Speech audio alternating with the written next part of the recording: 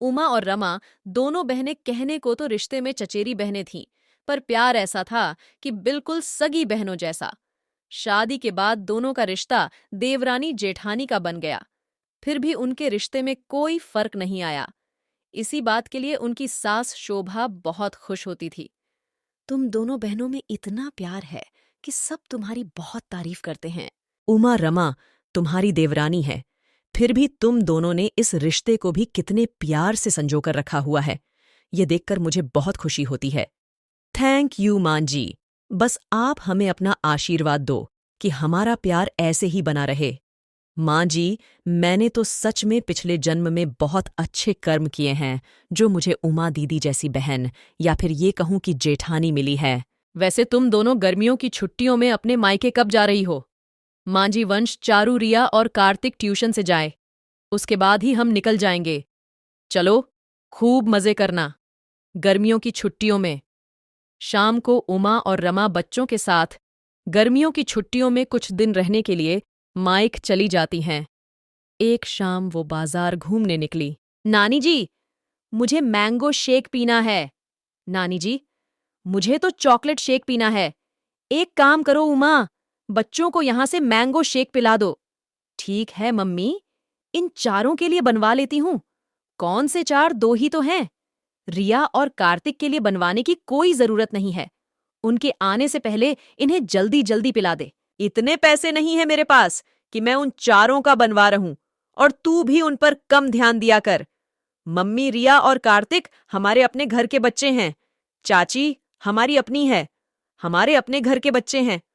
वो तुम भी पता नहीं क्या क्या सोचती रहती हो। मम्मी, तभी रमा और उसकी मम्मी आ जाते हैं। वंश, चारू, ये लो तुम दोनों की चॉकलेट आइसक्रीम। मैंने सोचा रिया और कार्तिक आइसक्रीम की जिद कर रहे हैं तो तुम दोनों की भी ले लूं। जल्दी से खा लो, नहीं तो पिघल जाएगी। हाँ ताई जी, मम्मी बो की इन दोनों के लिए भी ले लेते हैं।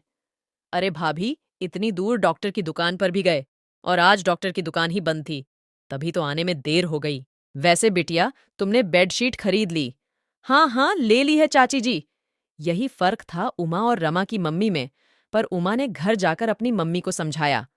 मम्मी, मेरा और रमा का एक ही मायका है, पापा का और चाचा जी का एक ही काम है, एक ही घर है, फिर ऐसा भेदभाव क्यों? मम्मी, आपको पता है, आपकी इन बातों का असर बच्चों पर भी पड़ेगा। तभी बाहर से बच्चों की लड़ाई की आवाज आती है। कार्तिक, ये बॉल मेरी नानी ने दिलाई है। तुम अपनी नानी को बोलो ना कि वह तुम्हें ऐसी बड़ी बॉल दिलवाए। मेरी बॉल मत छुओ।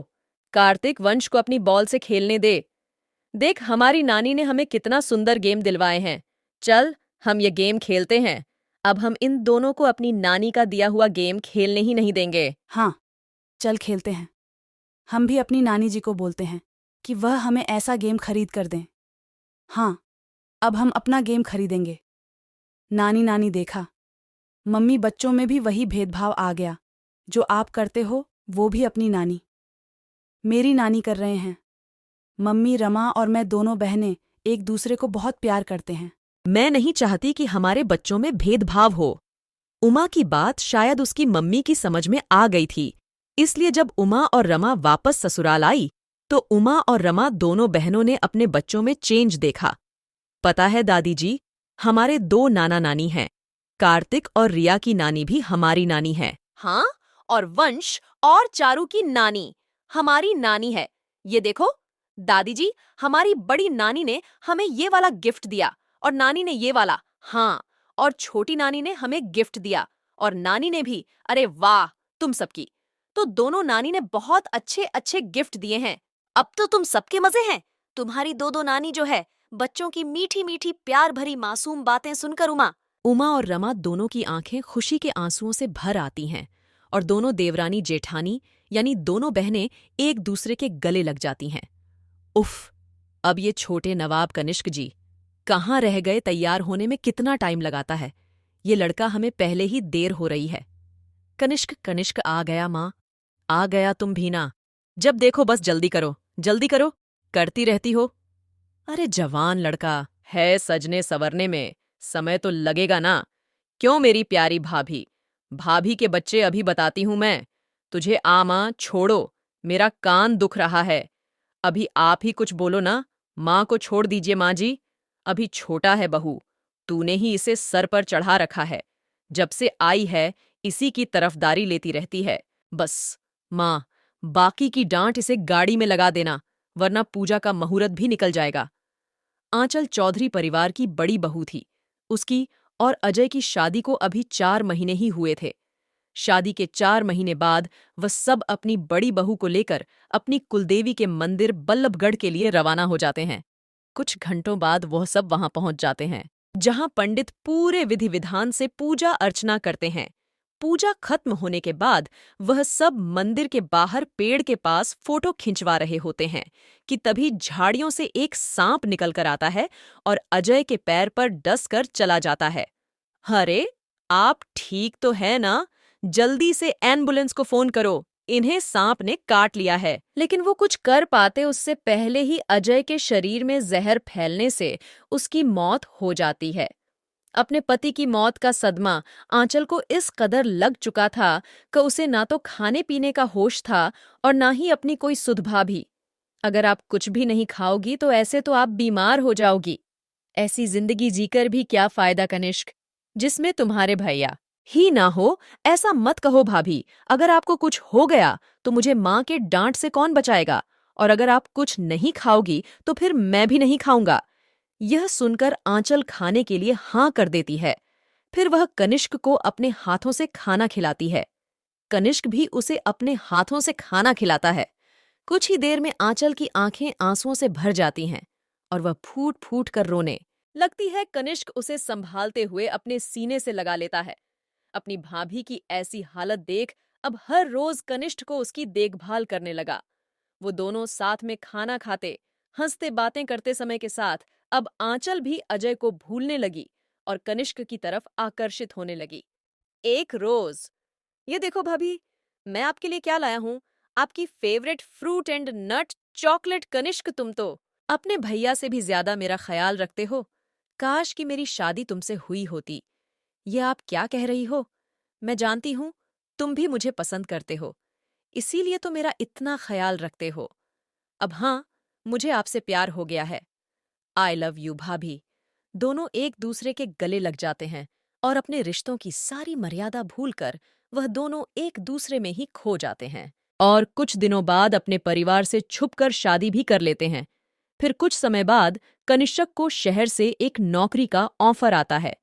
वह शहर जाने की तैयारी करता है। उसकी माँ सुषमा भी उसके साथ शहर जाने के लिए तैयार हो जाती है। बहू, तू चिंता मत कर। एक बार कनिष्क वहां सेटल हो गया तो हम तुझे भी वहां बुला लेंगे। तब तक तू यहाँ संभाल और मैं वहां जाकर इसके रहने का इंतजाम करती हूँ। उधर कनिष्क माँ से चोरी छुपे आंचल से कहता है, भाभी, मैं जल्दी ही वापस आऊंगा और आपसे शादी कर आपको अपने साथ ले जाऊंगा। तब तक आप अपना ख्याल रखना। आंचल कनिष्क से सच्चा प्यार करती थी, लेकिन कनिष्क तो उससे बस टाइम पास ही कर रहा था। शहर जाकर वह आंचल को पूरी तरह ही भूल जाता है।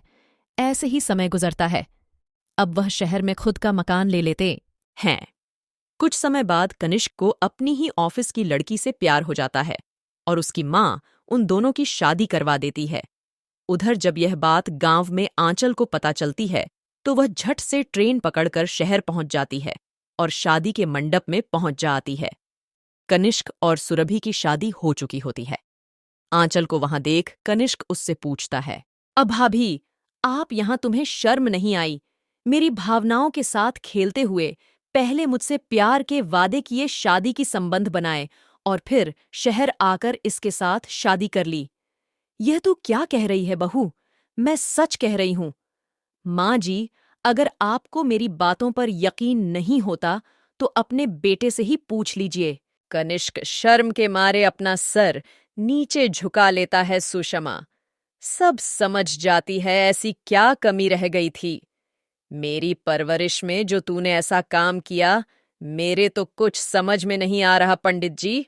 अब आप ही बताइए, मुझे क्या करना चाहिए? देखिए, सुरभि और कनिष्क ने अग्नि को साक्षी मानकर 7 फेरे लिए हैं। उसी तरह आंचल और कनिष्क ने भी अग्नि के सामने फेरे लिए हैं। इसलिए अब कनिष्क को अपनी पहली पत्नी और दूसरी दोनों पत्नियों के साथ ही रहना होगा। यह सुनकर सभी हैरान रह जाते हैं, लेकिन सब जानते थे कि अब उनके पास कोई दूसरा चारा भी नहीं था। वहीं सुरभि और आंचल, जो कि सौतन कम देवरानी जेठानी थी, एक दूसरे से मुंह बना लेती हैं। तुम यहाँ क्या कर रही हो? ये कमरा मेरा और कनिष्क का है, न कि तुम्हारा। भूलो मत कनिष्क, तुमसे पहले मेरा पति है। उसकी शादी पहले मुझसे हुई थी, न कि तुमसे। अरे काहे का पति? अपने ही देवर को फंसाकर उससे शादी करके तुम्हें शर्म न आई? ओफ! तुम दोनों आखिर क्यों झगड़ रही हो? और भी आज की रात कनिष्क तुम मेरी? कनिष्क, आप बिल्कुल भी यह खाना नहीं खाओगे। ये आपकी सेहत के लिए अच्छा नहीं है। तुम्हारे इस घास फूस से तो अच्छा ही है। अगर यह मेरा बनाया हुआ खाना नहीं खाएंगे तो वह यह घास फूस भी नहीं खाएंगे। इस तरह बेचारा कनिष्क भूखा ही ऑफिस चला जाता है। ऐसे ही एक रोज हैप्पी बर्थडे। कनिष्क जन्मदिन बहुत बहुत मुबारक हो। कनिष्क, कनिष्क डार्लिंग, आज मैंने हम दोनों के लिए मूवी टिकट्स बुक करवाई हैं। उसके बाद हम दोनों 5 स्टार होटल में डिनर के लिए जाएंगे। कनिष्क, हमें जन्मदिन के दिन मंदिर जाकर भगवान की पूजा पाठ करनी चाहिए और गरीबों में दान करना चाहिए। ओ शट अप! आज के मॉडर्न जमाने में भला ये सब बातें कौन करता है? दोनों में बहसबाजी फिर शुरू हो जाती है। फिर कनिष्क चिल्लाते हुए कहता है, चुप हो जाओ तुम दोनों। कनिष्क मेरा है, मेरा है। परेशान हो गया हूं मैं तुम दोनों से। अरे मैं इंसान हूं, कोई ट्रॉफी नहीं जो तुम दोनों मेरे लिए लड़ रही हो। मैं दुखी हो चुका हूं तुम दोनों से, इसलिए यही बेहतर होगा कि मैं तुम दोनों को तलाक देकर अपना पीछा छोड़ा लूं। हाँ, ताकि फिर जाकर तू किसी और लड़की की जिंदगी बर्बाद करेगा। ये आप क्या कह रही हो माँ? बिल्कुल ठीक कह रही हूं। इन दोनों को तलाक देने के बाद तू किसी और से शादी करेगा। अरे, तुझे शर्म नहीं आई? अपनी ही भाभी के साथ चक्कर चलाते हुए। ऊपर से तुमने उससे शादी भी कर ली और हमें बताए तक नहीं। तेरी इस गलती की वजह से एक नहीं, बल्कि तुम तीनों की जिंदगियां बर्बाद हुई हैं। सारा मोहल्ला हम पर हंसता है। और आंचल बहू, तू तो समझदार थी। तू चाहती तो कनिष्क को रोक सकती थी, लेकिन तूने भी उसे नहीं रोका। सुषमा की बात सुनकर आंचल शांत हो जाती है। आंचल के मन में काफी सारे सवाल चल रहे होते हैं, जिसे लेकर आंचल एक फैसला लेती है। आपने बिल्कुल सही कहा माँ जी, सारी गलती मेरी ही थी। इसलिए अब मैंने फैसला लिया है कि मैं कनिष्क को तलाक दे दूंगी और इन दोनों की जिंदगी से हमेशा हमेशा के लिए दूर चली जाऊंगी। ये आप क्या कह रही हो आंचल? मेरी गलती की सजा तुम खुद को क्यों दे रही हो? हम तीनों एक साथ खुशी खुशी रह सकते हैं। नहीं कनिष्क, अब यही मेरी सजा है। तुम दोनों एक दूसरे के साथ अब खुश रहना माँ जी। आप भी मुझे माफ कर देना। इसके बाद आंचल सदा सदा के लिए उनकी जिंदगी से चली जाती है। कनिष्क और सुर भी अपनी जिंदगी खुशी खुशी एक साथ रह सकते हैं। नहीं कनिष्क, अब यही मेरी सजा है। तुम दोनों एक दूसरे के साथ अब खुश रहना। माँ जी, आप भी मुझे माफ कर देना। इसके बाद आंचल सदा सदा के लिए उनकी जिंदगी से चली जाती है। कनिष्क और सुर भी अपनी जिंदगी खुशी खुशी एक साथ बिताने लगते हैं। उधर कुछ समय बाद आंचल भी अपनी जिंदगी में आगे बढ़ जाती है और एक भले इंसान से ब्याह रचाकर खुशी खुशी रहने लगती है।